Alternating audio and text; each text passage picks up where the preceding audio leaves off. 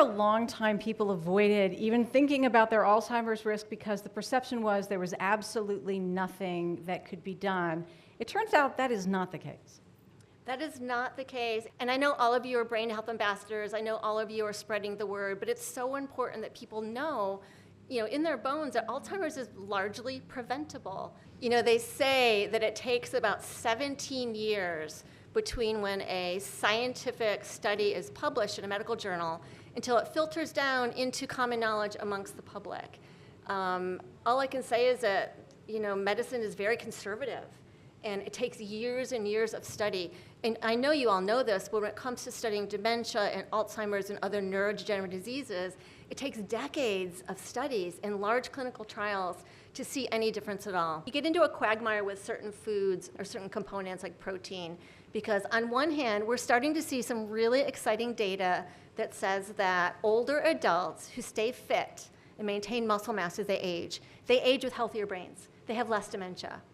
And you know how there's this gut-brain axis? There's also a muscle-brain axis.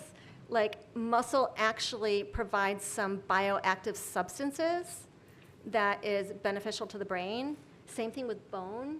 So crazy, right? This is where we're at with brain health, so many interesting things. So the bottom line is, yes, we all need to get more protein than we think we need. And sometimes if it means having to add protein powder to your smoothie, I think that's fine. But some of these protein powders are highly ultra-processed, meaning they're using poor quality protein, and they're adding a lot of sugar to make it taste good, especially the plant powders, which don't tend to taste very good without sugar. And they have a lot of other added ingredients and flavors. The worst ultra-processed foods you can consume, we know now from so many studies, is ultra-processed meats and ultra-processed dairy products. Like, the cheese that comes in a pot, or like the cheese whiz, or the queso. I hate to say it, the queso. This is Texas you're talking to. I'm so sorry. I have a queso recipe that you are going to love, okay? So cheese is a difficult one. In the Mind Diet study, Dr. Martha Claire Morris and her colleagues at Rush, they decided to cut way back on dairy. And that's probably one of the reasons they had such an incredible result with their population reducing Alzheimer's. They recommended butter, no more than a tablespoon a day, and cheese, no more than an ounce a week. This is the Mind Diet study. An ounce is a 1 ounce cube, okay? I know, this always makes me the most unpopular person in the room. I did not write that data, okay? In the second part of the Mind Diet trial that came out in 2021, Dr. Martha Claire increased the cheese to 2 ounces a day just because she was given such a hard time. Berries are the only fruit that's called out as a brain food. It's not that the other ones don't have merit, but berries are special. They're packed with fiber. Fiber is a very important component of brain healthy foods. They are packed with flavonoids. Flavonoids are basically polyphenols, which are antioxidants in food. How can we work in enough servings of leafy greens without eating 3 salads a day?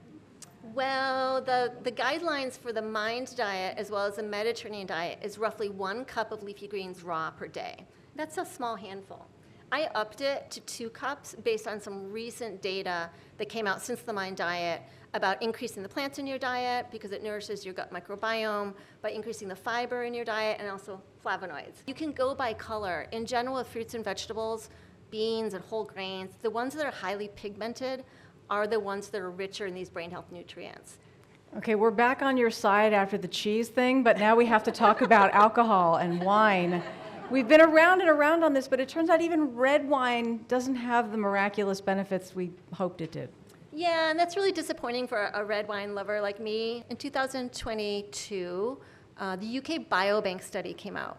And you probably know about this study. There are like 80,000 MRIs in this study. And what do you think that they found?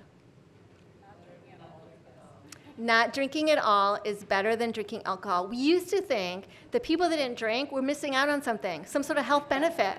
So the moral of the story is, if you enjoy wine, just be really, really mindful about the way you drink it, or any type of alcohol for that matter. What's your favorite guilty pleasure for food? My favorite guilty pleasure. So none of us are perfect. You're pretty close, but my guess is you're not. I have more than one. I don't eat much candy, and I don't eat many like snacks from like the gas station or the grocery store. But if I'm on a road trip, I literally can't do it without a York peppermint patty. And it's so sweet, it almost kills me. It's like I'm abnormally sweet, but there's just something about it. Awesome. But I try to get the little ones. Awesome. Well, let's hear it for Annie and Krys tonight.